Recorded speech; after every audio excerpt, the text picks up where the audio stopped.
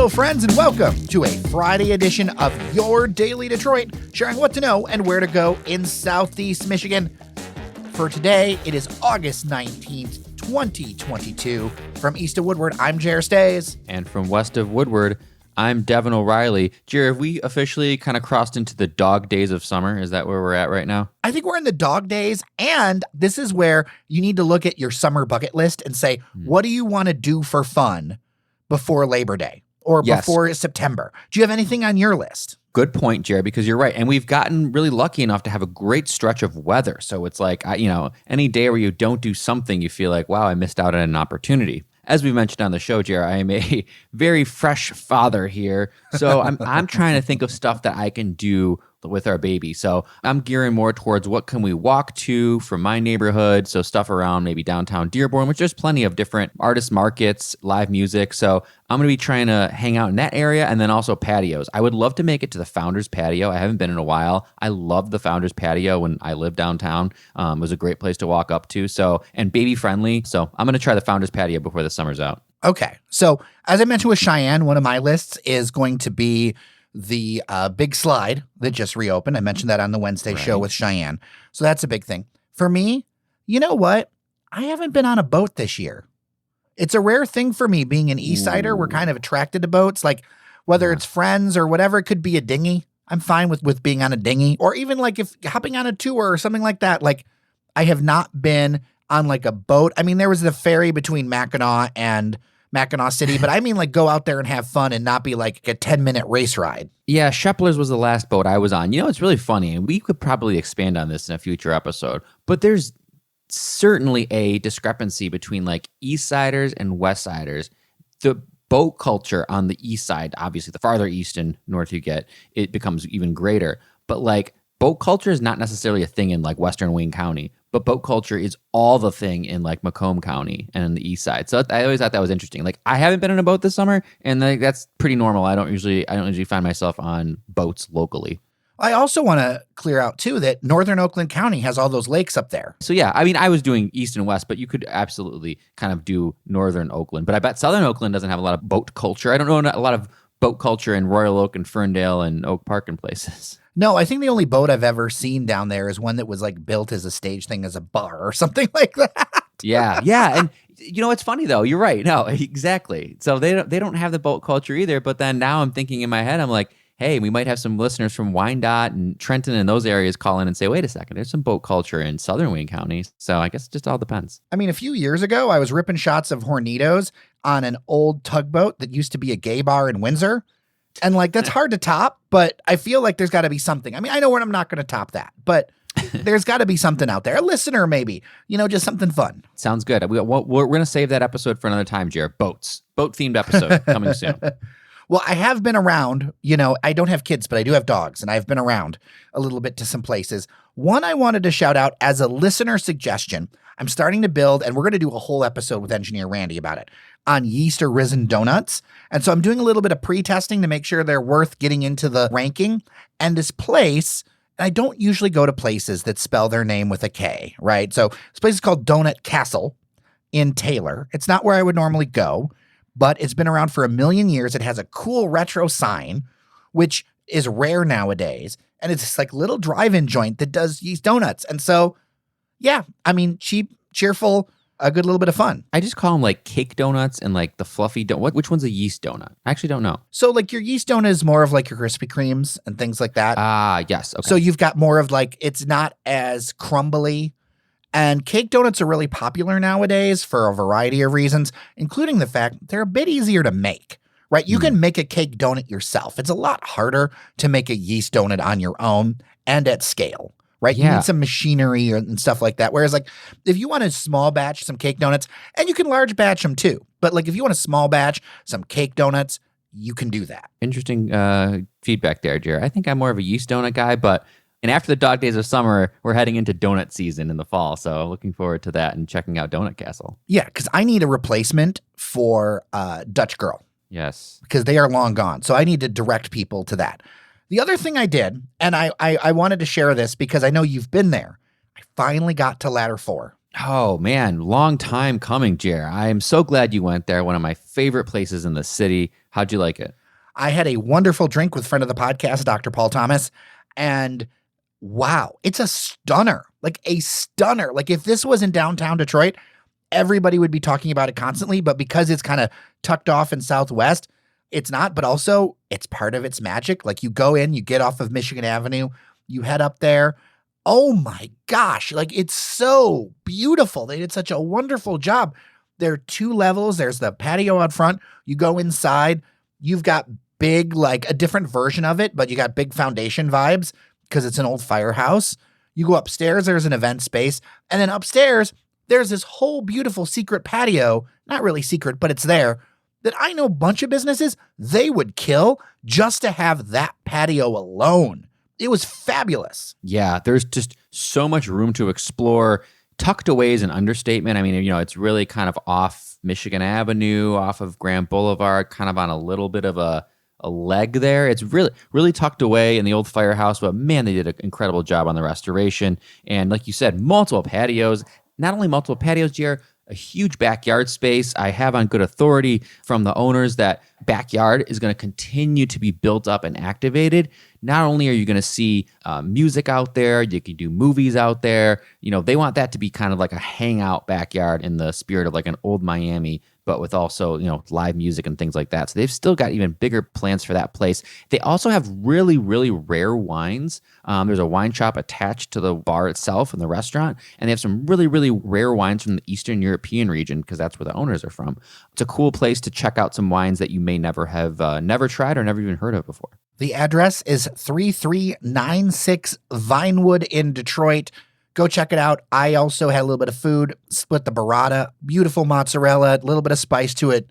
Just so I was like, this is a place more people need to know about. When you said downtown, I almost wish I'm happy it's not downtown because I don't want too many people to go there. I like keeping it as a little hidden gem, but definitely check it out if you do listen to the pod.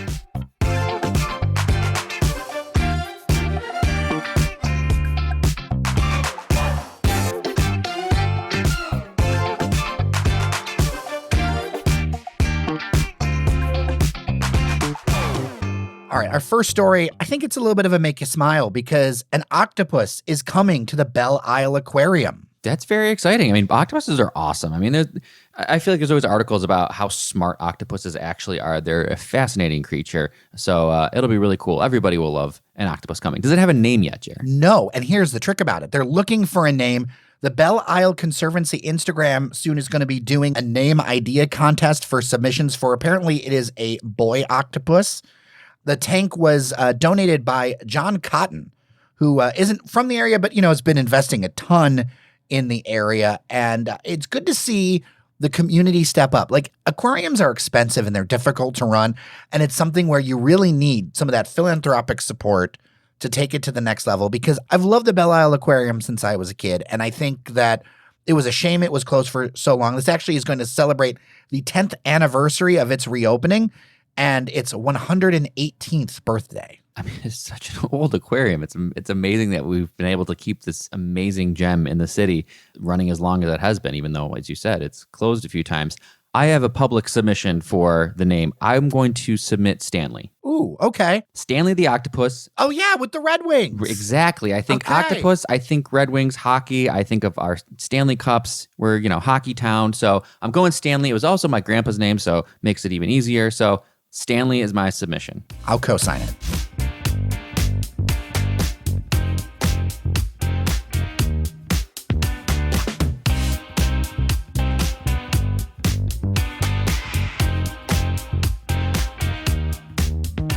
All right, this next story is not exactly breaking news, but I wanted to discuss this idea.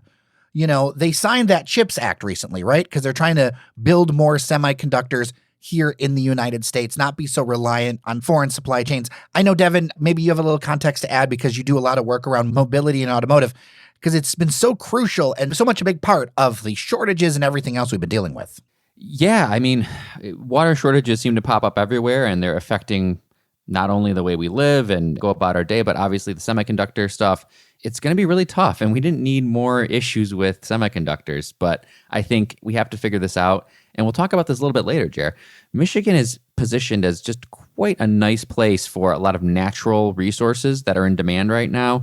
So we do have the Great Lakes here. We've got a lot of kind of natural assets. So I think we're going to be a good place to be as water becomes a little more scarce, as crazy and sad as that is to say. Well, it's crazy to me that these companies are building these water resource intensive plants in places with very little water, like the Southwest and things like that. When I think about if you do a modern plant, and obviously you need to keep environmental things in mind. You have to think about and build in from the beginning, reclamation, everything you can do. But when you have a plant that could use 13,000 homes worth of water every day, I feel like Michigan is a much better, or the Great Lakes, we have much more access to water than those places. And I feel like that could position us well for those jobs. Obviously, keep environmental stuff in mind. But, they got to go somewhere. If we're going to decide that we're going to make more things in America, we're going to have to make some compromises on what we do. Because a lot of the things that we don't make here, we've decided that we don't want them in America because of all the secondary things. But Michigan needs jobs and high income jobs. And we have one thing, lots of water. And there are programs that we could do to reclaim it or make it drinkable again and all that other stuff. And so I'm looking at it as a possible opportunity. What do you think? Oh, 100%, Jared. And I always take umbrage when I see some of these large-scale projects, whether it be automotive or otherwise manufacturing, go to places like in Arizona or other places in the South, deserts, Nevada, that are so lacking natural resources, particularly in water.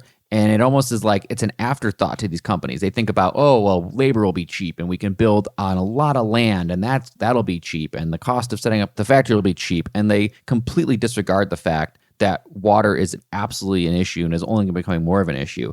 And what we're never going to have in Michigan? A drought. So I think we do need to start thinking about and selling our natural resources. I mean, we sell it. I think Michigan does a good job of selling our natural resources from a tourist and vacation spot with all of our Pure Michigan stuff, and that's great. People understand that we have all these great lakes, but I think we need to do a better job of selling those natural resources and natural assets from a business perspective, from an economic development and investment perspective. Yeah, to be clear, with good environmental stewardship in mind, and I don't mean like shipping the water to Arizona. Like, you keep it here, but you set up here. And we all know that the state will do whatever it takes from a business perspective. Like, whether you agree with the incentives or not, like, it's very clear with all the things that were set up recently for the auto industry, the state legislature, in a bipartisan manner, will frankly do whatever it takes to kind of bring in some of those chip plants here, because it could be a huge boon for the tax base and for like jobs and all that kind of stuff. I think we're well positioned to start getting more big projects like that.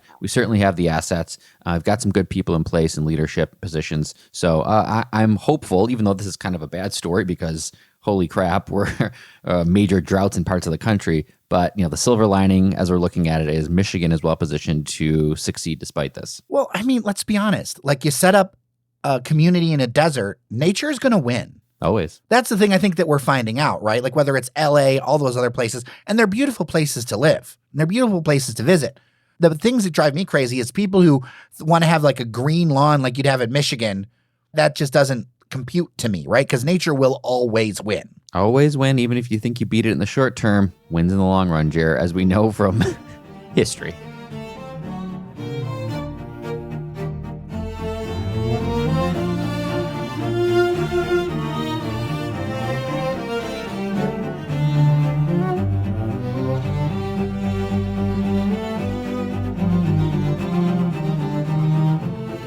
All right, real quick, I had a chance to talk to the president and CEO of the Detroit Symphony Orchestra. I took a queue line ride with musicians, like playing classical music. It was real fun, Devin. But I wanted to share some tape of my conversation about what's coming up with the new season and what to expect. Eric Ronmark, and I'm the president and CEO of the Detroit Symphony Orchestra. So listening to your presentation, the schedule is very diverse. There's all kinds of different things for people. How important is that for the DSO to break the mold or the perception of like an orchestra that you're only going to hear the classics favorites while still honoring that a lot of patrons still want that, Right, it's a long symphonic tradition, right? But to me, as a music lover, it's all about the orchestral sound. Of course, I love hearing Beethoven and Mahler with this orchestra, but I'm equally as excited about the offerings that we have on our pop side with the music of Aretha Franklin and these great sort of cabaret performances that we do, and it's a wide range, right? And I think it's all about like that sonic experiences, that you feel with live music, and having 100 musicians on stage all playing together. The sound that comes at you in this hall, whether it's Beethoven or Aretha, it's the same visceral feeling that you have and that you share with all these people. And I think that's what's so different here for us too. We really want people to come down here to Orchestra Hall and experience this music together, right? Because the orchestra feeds off the audience just as much as the audience experiences the orchestra, right? It's a shared experience, and that's why our season is about here together, right? Like we were all in this together, and we were in the pandemic together as well, and now as we slowly emerge from this, we want people to feel comfortable in coming down to Orchestra Hall. Yeah, I mean, from personal experience, I've been coming here since I was a kid. Yeah. So you can feel it in your bones, you know? Right. So what about this year are you looking forward to? Because the last couple, you mentioned the pandemic, they've been tough for a lot of people, but also it's been tough getting people together, as you said. I mean, the one thing I look forward to most is welcoming audiences back, because it is really like the rebuilding of audiences for all institutions in Detroit and in the U.S. is so important for the arts and culture. To have a vibrant and healthy cultural ecosystem in the city, it's like we want people to come and experience his arts in all its forms.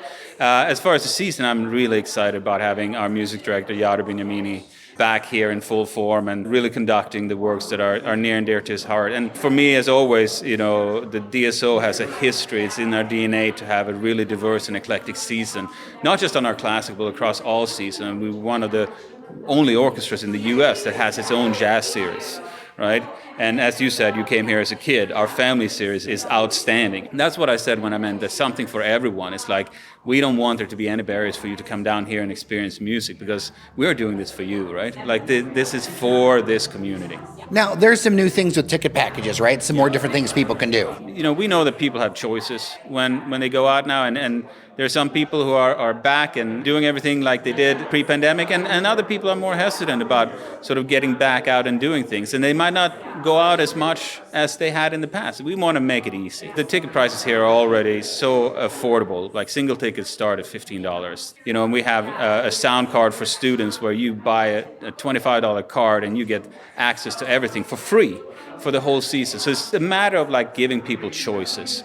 And for us, I think one of the best things is this create your own series, where it's not just about like if you're a classical lover or a pops lover or a jazz lover, but you're just that person who want to like experience everything that we have to offer. And we have so much to offer. So the ability for you to create your own and pick from whatever series you like and just look at the program and say, this looks exciting to me. I want to bring my kids to this. Why not experience a jazz concert? You know what? I want to hear Mahler. Like that is what's for you. And when do things kick off? So the first concert is September 21st with the music of Star Wars, and then our classical season with Yada Bignamini kicks off on September 30th.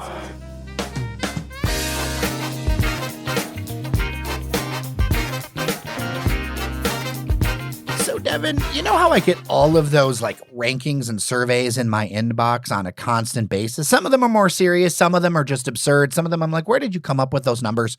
Ranking either Detroit, Metro Detroit, or Michigan, from everything from like Hogwarts to air conditioning usage. People love rankings. They love to see stuff ranked no matter what it is. I mean, it's the ultimate clickbait. I've seen a ton of them. I hope you got a good one for me today, though. All right. Well, I've got a good one in that it's like good to talk about. I'm not sure the data's good, but it's good to talk about. Well, it's even better, Jared. Just arbitrary stuff we can discuss and have opinions on. That's what we do. This place called Lawn Love said that suspect already. that Detroit is the 7th worst city in the country for surviving a zombie apocalypse. That is some bullshit.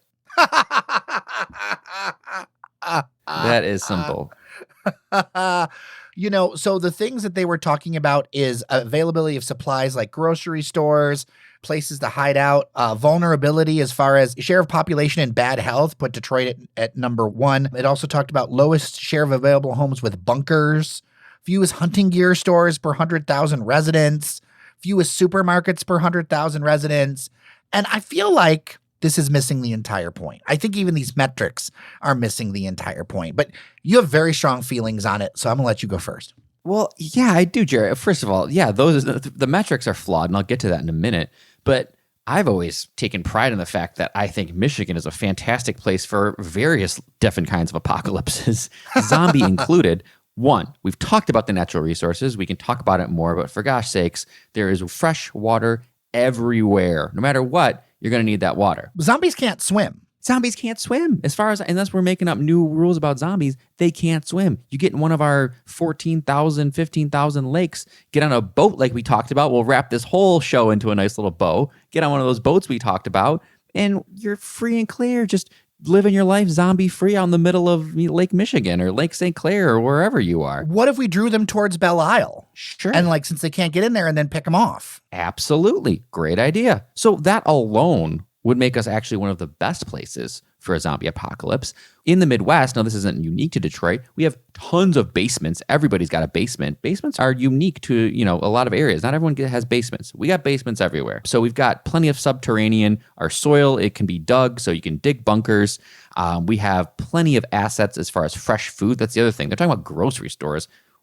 Grocery stores are not surviving zombie apocalypse. We need actual access to food, which we have in spades as you get out into the suburbs and obviously into the farmland of Michigan. Or even urban gardens. Or even urban gardens. So we've got plenty of that. And the hunting stuff, I was flabbergasted. I don't buy that stat for a minute. You're telling me that Michigan doesn't have its share of hunting gear, supplies, and stuff? No. Or they were talking about the city, like Detroit itself. But I don't know.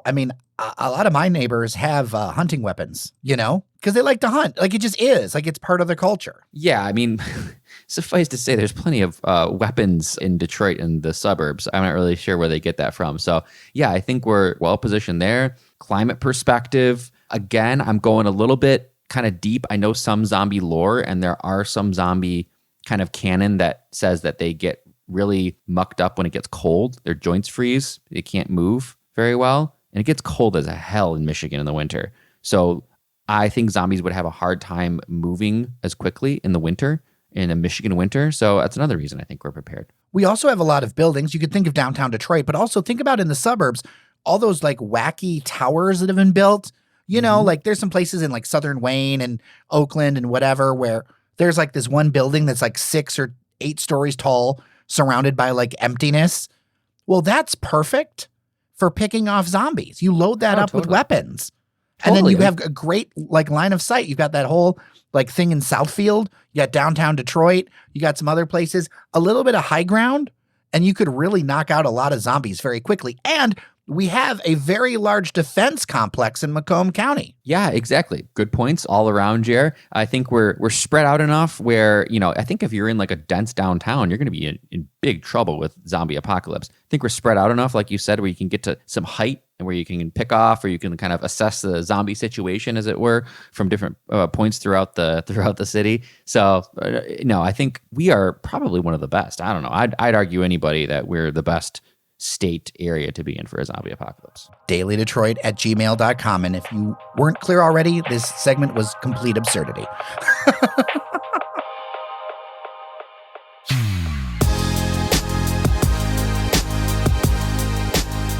All right, and that's it for today. Thank you so much for listening. Also, thanks to our members on Patreon, including our newest, Andrew. You are appreciated so very much. You can join Andrew at patreon.com/dailydetroit. With that, I'm Jer Stays. I'm Devin O'Reilly. Remember that you are somebody, and we'll see you around Detroit.